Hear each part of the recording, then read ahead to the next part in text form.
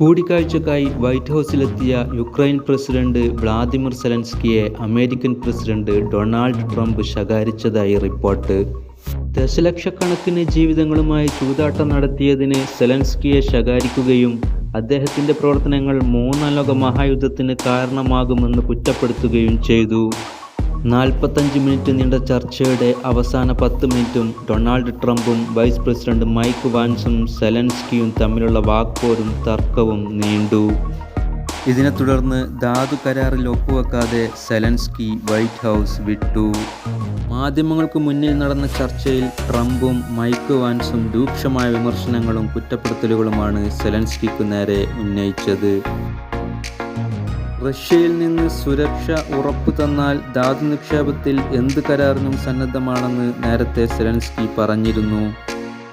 ഈ കരാറിന് സമ്മതിച്ചില്ലെങ്കിൽ നിങ്ങൾ പുറത്ത് എന്നാണ് ട്രംപ് മാധ്യമപ്രവർത്തകരുടെ മുന്നിൽ വച്ച് സെലൻസ്കിയോട് പറഞ്ഞത്.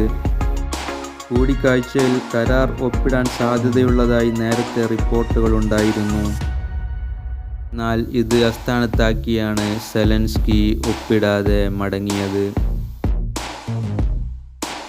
കൂടുതൽ വാർത്തകൾക്കായി ഈ ചാനൽ സബ്സ്ക്രൈബ് ചെയ്യുക. ഒപ്പം ലൈക്കും കമൻറ്റും ഷെയറും ചെയ്യുക.